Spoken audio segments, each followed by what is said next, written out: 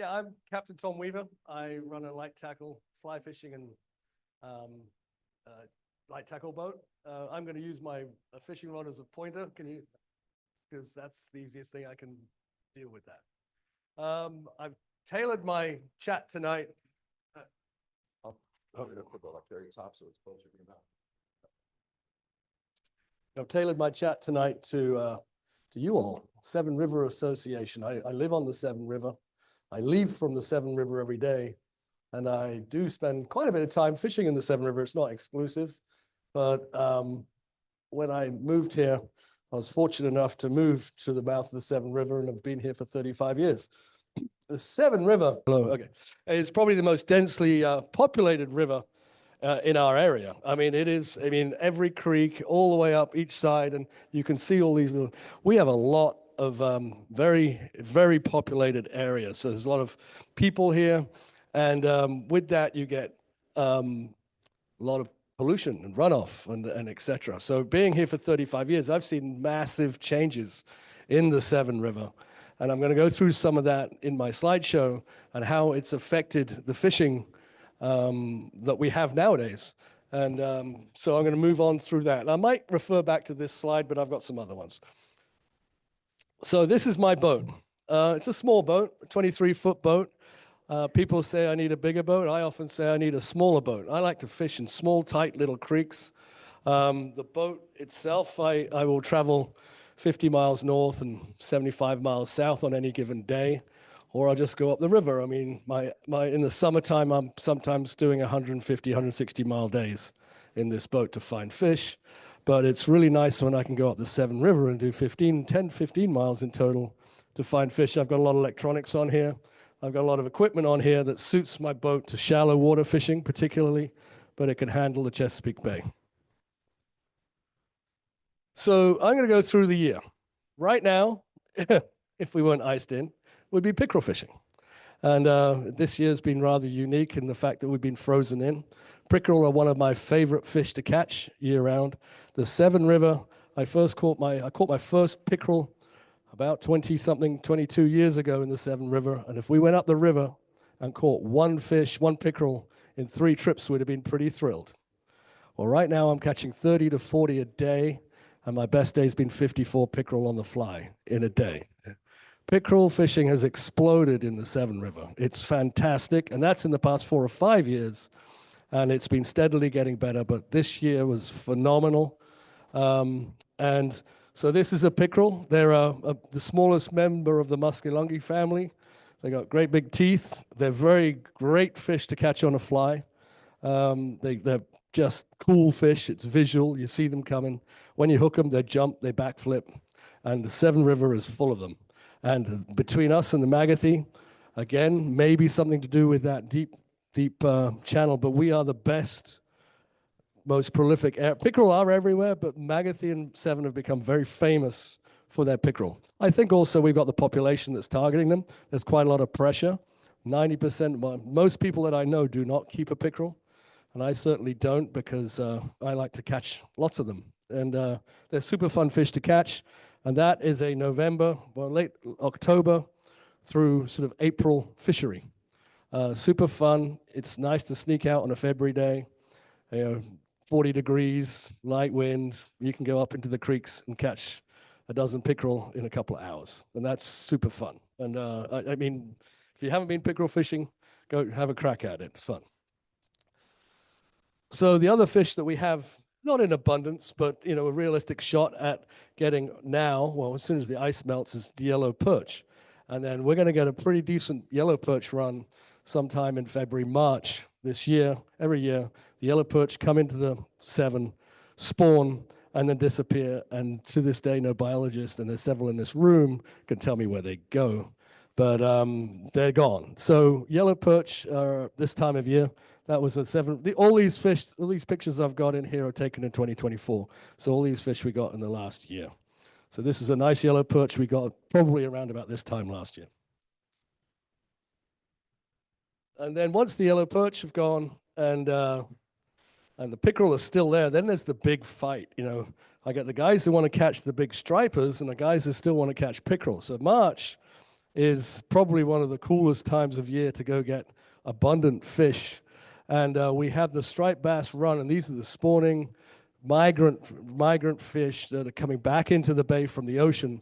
And this fish was caught. This is one picture. This picture was from 2 years ago, because March this year I didn't get any in the mouth of the Severn, but this one was caught in the mouth of the Severn River in March 2 years ago, right out front. I mean, I could see my office from where I caught this fish, and I think we got half a dozen that day. Cold, but super fun fishing. And these fish are going to come through again. They'll be here in March in numbers, on their way to the spawning grounds. Well, they'll spawn in probably April, up the top of the either up the top of the Chop Tank or the top of the Susquehanna rivers, and they stage. And the mouth being at Hackett's Point down to Tolley Point, we'll see fish like this swimming around. We catch these on light tackle, jigs, and I get people come out throughout the winter to catch these fish with me. One of them's in here somewhere, and he still hasn't defrosted from last week. Got any toes and fingers left? It's cold. It's pretty tough fishing. We got some fish that day, but we had to earn them, And so those are a fish that everybody who wants to go get one has to put their time in, and it's quite a commitment to go get one of those fish. So once we've had the spring, gone through the spring, then we get well, that's early spring. It's probably still sort of winter, but then the spring starts. And the spring is when everything starts to get active. And this is a Round Bay area. This is when I'm going fishing in the Severn River, this is pretty much the area I fish. Sure, I fish down here a little bit, and sure, I fish up there, but Little Round Bay, this area is my backyard. Can you guys see over there? So this is a bathymetric chart. I've got depth, and the red is shallow and the yellow is deeper. But what you can see here, look at all the shallows all the way around the edges. All these edges with lots of shallow water, and this is all less than, so that's 4 feet. Red is 4 feet. So this is less than 3 to 4 feet in all these areas. This is the area in April, May, probably May time. I'm now starting to look for striped bass coming into here in May, and then all the other species I'm looking for. So the shallow water fishery, and this is again because of the topography of the Severn River. We've got this deep water in the middle and lots of shallow water all the way around the edges. I'll go in a little bit into that in a minute, but this is where I'll be fishing in the spring. And so here I have a client. This is Paul Heinold. I happen to have a good sequence of photographs. So Paul is the current world record holder for pickerel on a fly rod. He caught 3 years ago with me. Broke a fish. The record had previously been held by somewhere in upstate New York. He still holds that record, and he caught that with me in the Severn River 3 years ago. We are fishing in 2 to 3 feet of water up on a bank with a steep drop off just off the ledge, and we're fishing probably over the ledge on the fly rod. It was a foggy morning that day, and he's hooked up, and he's got himself a nice striped bass. And so people ask me, what sort of fish you can catch in the Severn River. Every fish we've seen in here is in the Severn River. So that was a nice striped bass last spring in the Severn River on a fly rod. And Paul's an outstanding fly fisherman, but he puts his time in too. So once we've moved past that sort of May, springtime, then we get end of May, June. That's when it really starts to fire up. This is my daughter, and she loves to fish for anything and everywhere. So this is the spot. When the spots show up, it's the Norfolk spot. And a lot of you be familiar if you're bait fishermen at all, but that's the most popular bait to use for catching striped bass. And the spot, all over the place in the mouth of the Severn particularly, and up the Severn, and she'll drop a little, 2-hook rig with a bit of worm on it, and she'll catch herself a bunch of spot. This was a bit of a surprise when we got this one. She said, "Dad, this is a bit of a bigger spot, and this is a croaker." Now, so she caught in the past 2 years, I'm really excited, she caught hundreds of 3 and 4 inch croaker. Croaker disappeared. Croaker used to be a very big population fish around here. 15, 20 years ago, I could fill a pot up with croaker in no time. They disappeared. Last year and the year before, we were catching a lot of really small croaker, and this is a full-grown one, 14-inch, 15-inch croaker. Really nice to see those coming back, and that was way up. That was in Round Bay, somewhere up Round Bay area last June, May, June time. So we've got good-sized croaker coming back into the basin. With the number of little ones I saw, I'm really excited for that because now we've got a croaker fishery potentially returning to the Severn River. And this one's kind of interesting. This is in Back Creek, mouth of the Severn River. So we've got a nice sized perch, but we've also got a sunfish. Now we're in pretty salty water. So she got herself on a double header there. She got a perch and a sunfish. So this is just to show you the mix and the match of fish you get. You never know when you put a hook in, but to get a sunfish in the mouth of the Severn River, pretty salty, brackish water, I was pretty surprised at that. And then, this is her favorite thing to do in the summers, run down to the dock, catch a bunch of perch, and then fry them up for lunch. And Mum's happy with that. She doesn't have to prep anything. So, back to the Severn River. Now, this is the chart we were talking about earlier when I was talking about up here. So when the summer starts, and 15 years ago, this was all pretty brown, dead, dirty water. It was, there wasn't a lot of good fishing in the Severn except in the fall when it cooled off and cleaned up, and we get stripers all around here, or rockfish. But in past 3 or 4 years, and going forward, it's been a slow trend, but the past 3 or 4 years, the acceleration of the clarity of the water has been remarkable. And this year was incredible. Some of it I know was due to the lack of rain, but the whole Severn River exploded with life.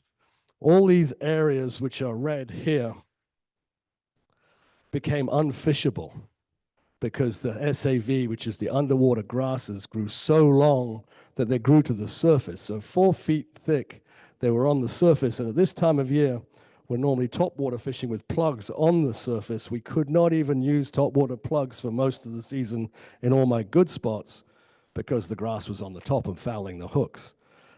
Incredible. I mean, I'm going to have a chat with Jesse and see if we can get some sort of a mower system in there, chop it back a bit. Is that possible? Maybe we can do a fundraiser for that. No, I'm kidding. It's fantastic to see. This is what the bay used to look like. I mean, it kills the fishing a little bit, but on the upside, it creates this absolute fantastic nursery for all these smaller fish to hide in. And this is from sort of advocacy and just the Severn River Association and all the other groups that work together to clean up the Severn River. Now, I did say earlier that the really heavy density of population right along here, if you put fertilizer on your lawn and the first rain comes along, washes it straight into the river, and you get, a nitrogen bloom, and the blooms come from sort of nitrogen and stuff come in, plankton feed on that, eat all the oxygen, kills it. We get brown tides, red tides, and all these tides.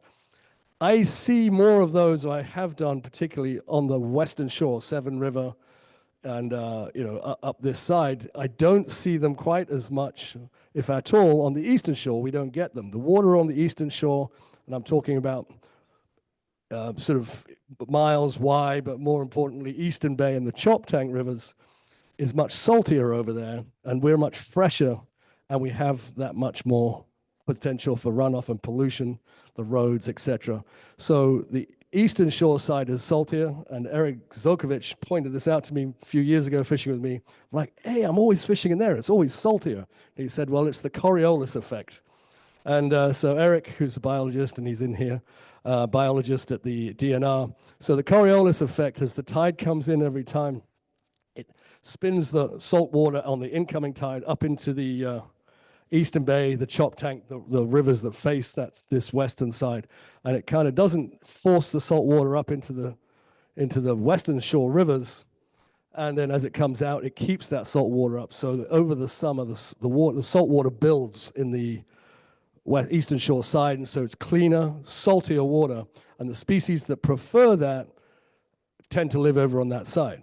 So I'm going to go through a few slides here that surprised the heck out of me this year, because we got a lot of those species, caught them way up in the Severn River. And again, most of the fishing I'm doing is in this general area of the Severn River. I live just down here, but I nip up to here because that's where. So you got to remember that this is generally brackish water still, but not as salty. But with all the grasses and everything, it's cleaned the water up tremendously, and just the clarity of the water was fantastic.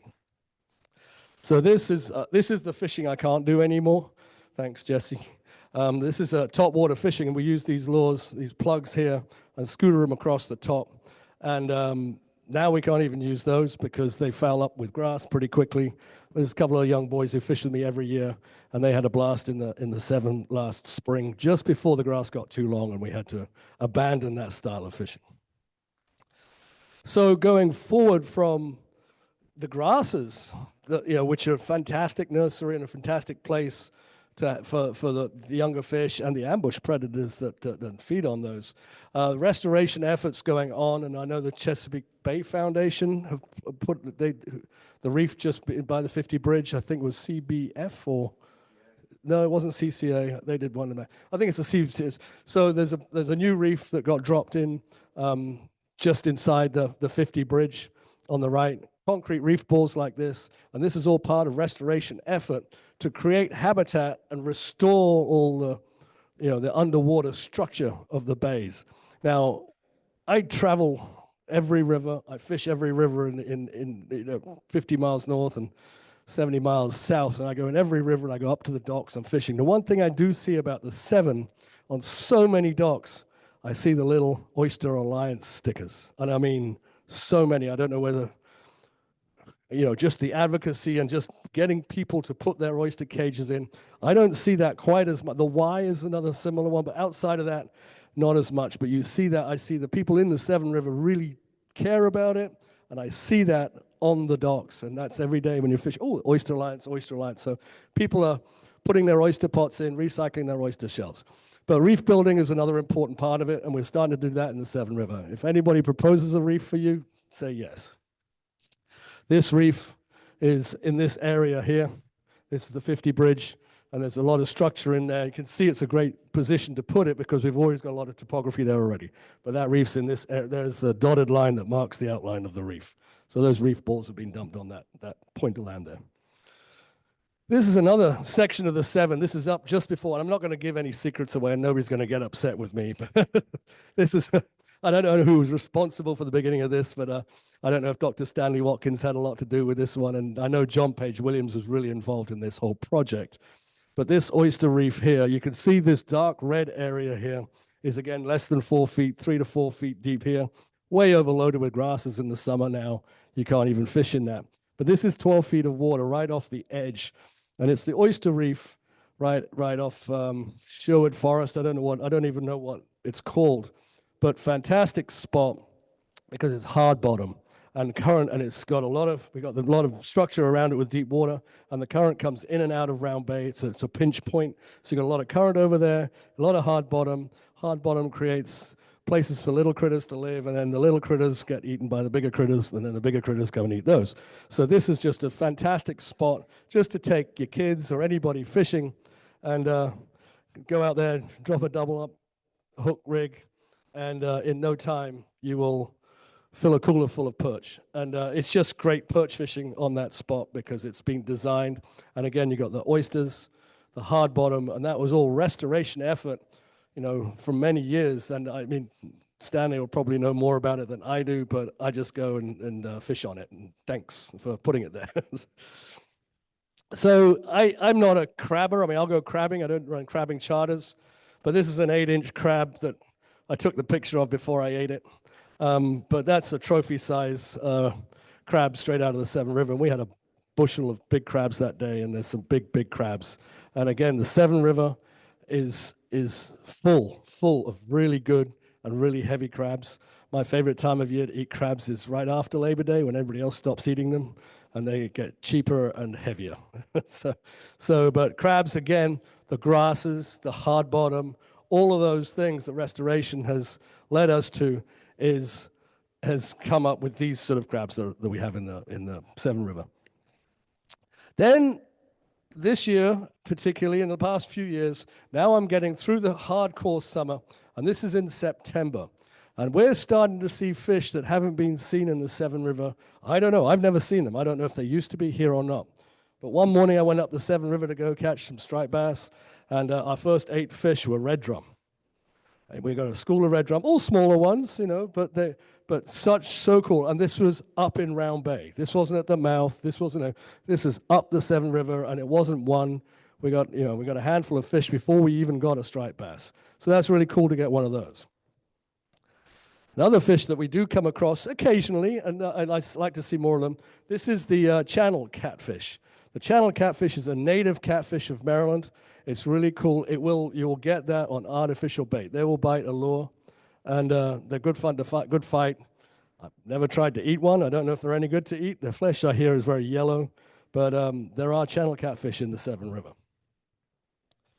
That was a surprise. You can see the fly line on the bottom there. We got that one on a fly. That's a little baby speckled trout, quite a small one, but we got a speckled trout up the Severn River in late September. I think it might have been early October to get a speckled trout in the Severn River on a fly at that time of year was cool to see. Now, I get a lot of speckled trout in the chop tank and in the mouth of Eastern Bay in the saltier water, particularly in the warmer summer.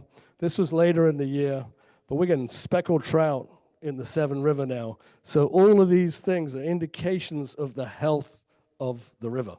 And again, it comes down to those grasses and the structure and the cleaner water and all that environmental impact of not putting nitrogen fertilizers on your lawns. Now, here you go. So within a day of catching a speckled trout, the next day I caught a largemouth bass. Go figure that out. In the Severn River, in Round Bay. This wasn't at the top of the Severn River. Remember, I don't go past Round Bay very often at all. So we caught a largemouth bass. On that day, we caught striped bass, we caught largemouth bass, we caught speckled trout, caught red drum, all within a period of 2 or 3 days in the Severn River in Round Bay. Boom, right? Freshwater fish, saltwater fish. Pretty cool, you know? I mean, this is all how cool the Severn River is. Its unique geography, its unique position in the Chesapeake Bay. All these fish I caught this last year, but this group of fish I caught within a period of a week. So this is I just have this slide and I decided to throw it in, but there's a lot. This is what side scan looks like, and I didn't have any great Severn River side scan shots, but I can see 200 feet either side of my boat. I mean, in a depth there of 15 feet. And on either side, this is the old railway bridge off Manresa. And you can see all the structure. And it's in this area is just tons of perch, smaller fish. And then sometimes we'll get large schools of good rockfish in there. So that's just another, and that's sort of lower down towards the mouth of the Severn. Great fishing spot. Keeper flounder. Keeper flounder, not just a flounder. I got that in the Severn River. So I was on a trip, we're coming home, and I stopped right on my way back just for one more spot, and we're jigging, and I hooked that, and I told them we had some striped bass, and I showed them the small print that, you guys get to keep a striped bass, but I get to keep the flounder. It's like, so I kept that one.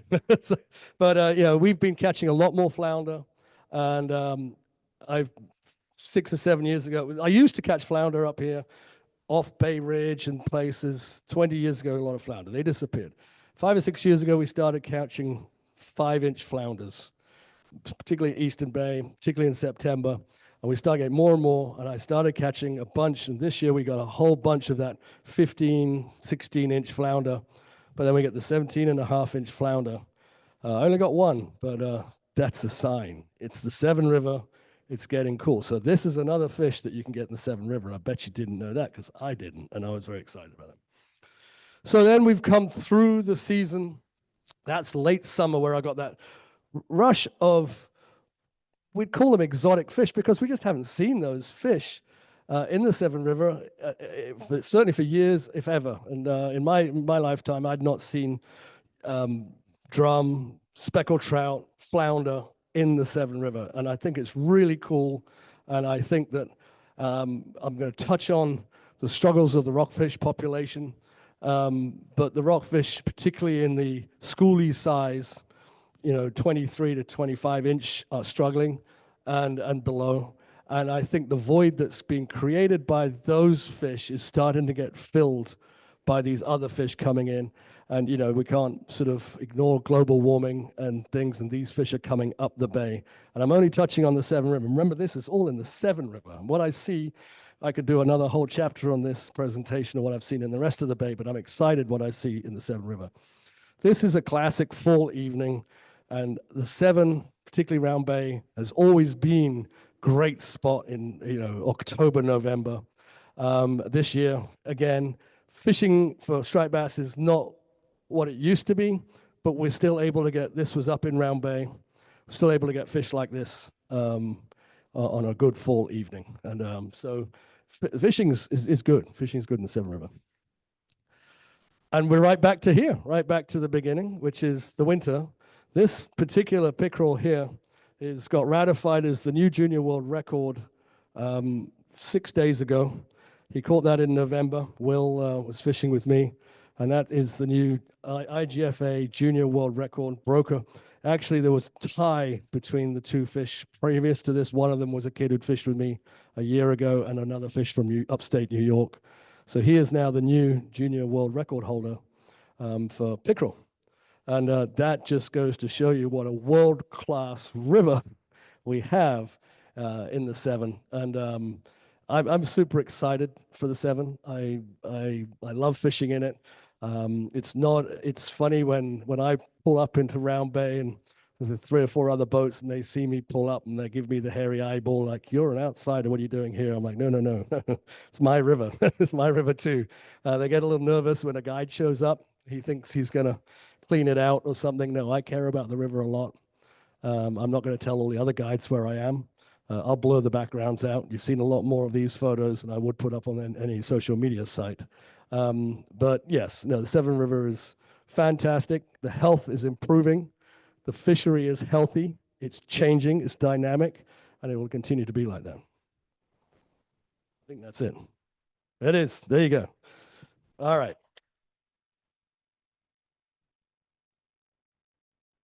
So I'm happy to answer questions because I'm sure you've got lots. Yes.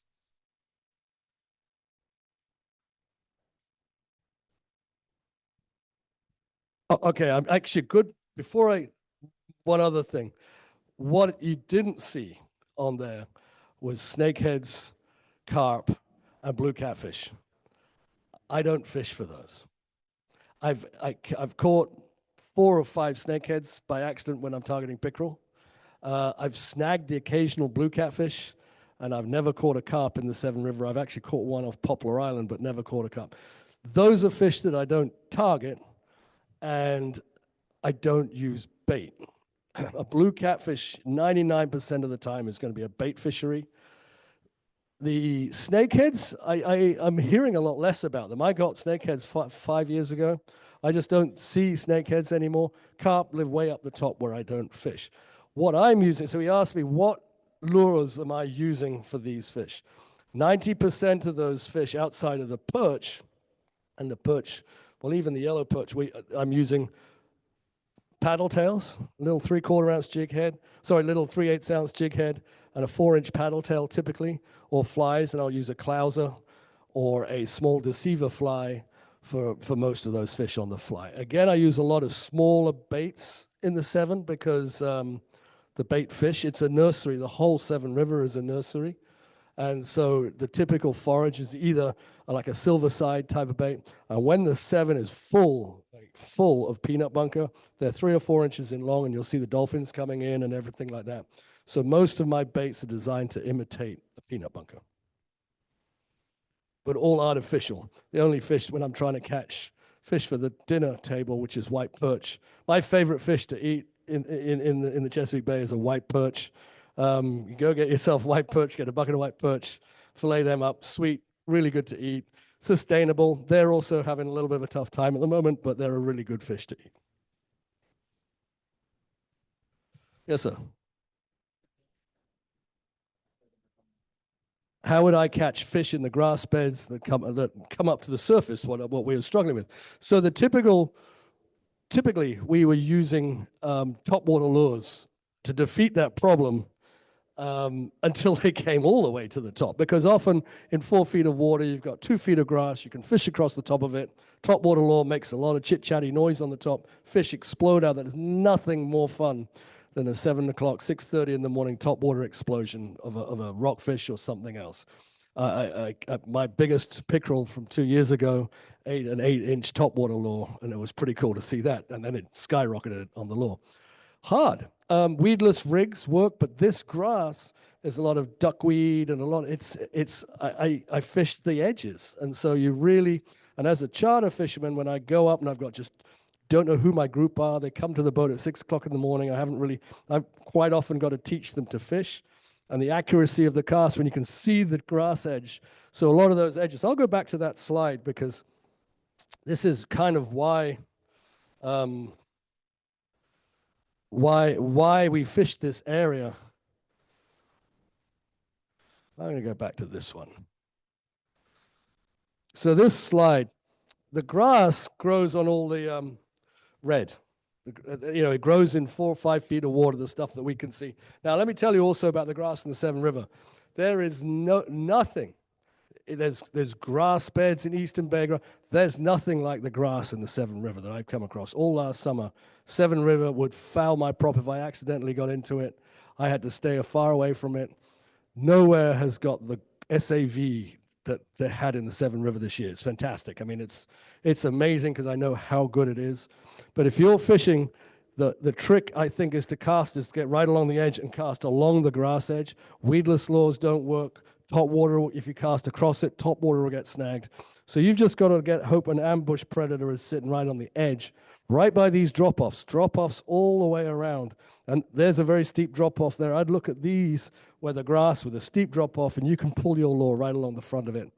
It's going to get snagged. Those red drum that we got, same thing. That was very, very heavy grass, and we were fishing right along the edge of a grass bed on the front side of it. But fishing into the grass bed is almost impossible.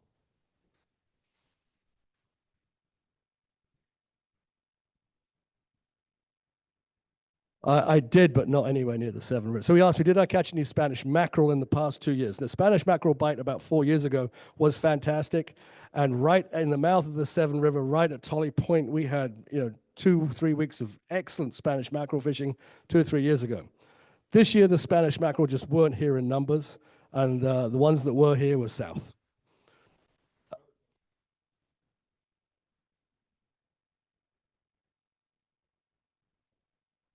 So different on different species. Pickerel, I like to fish around a high tide. And the reason I say that is because I've got to get into that boat. I'm going to push into some creeks that I can only get into in a high tide.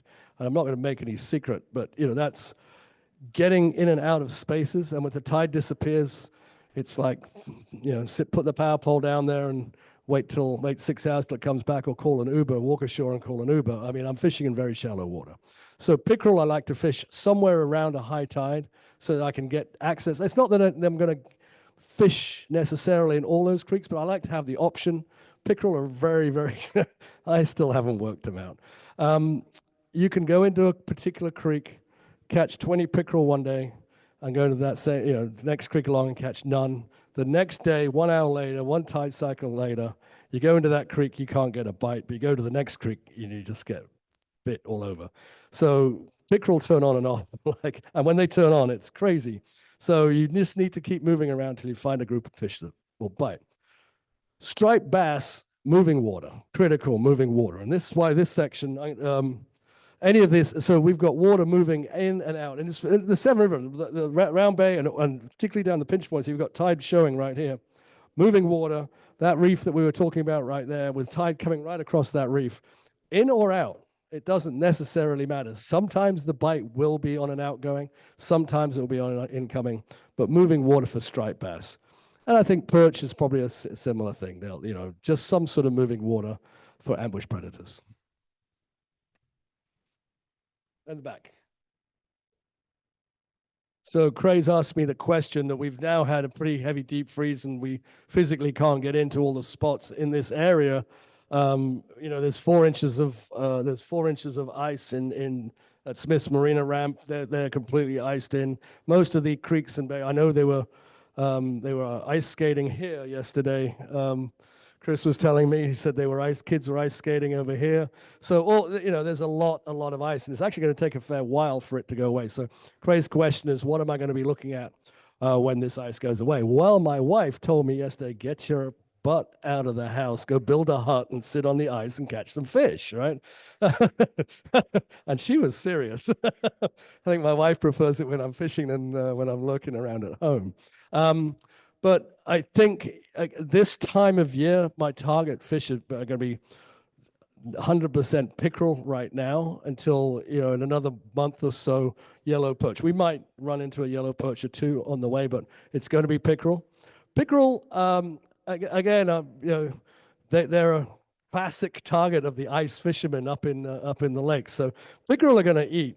I think it's just if we can get at the beginning of the ice, we could get out. People say, "Can we go pickerel fishing?" I said, but the problem was the shorelines where I'm fishing for pickerel, I couldn't get a lure. I still, to this day, this is for 7 years it first happened. I was in a particular creek in the evening, and the skim ice started, and we were catching good. Skim ice started to form, and we'd throw the fly, and the fly would boink, land on the top, would strip it slowly back.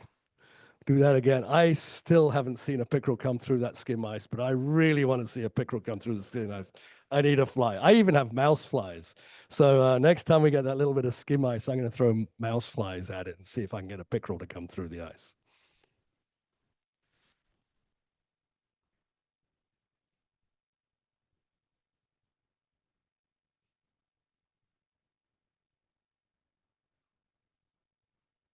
He's asked me, what was your name, sir? Pat. Pat fishes mostly in the creeks, and I do most of my fishing in the main river. It's a great question. The Severn River, again, I'm going to bring up this slide.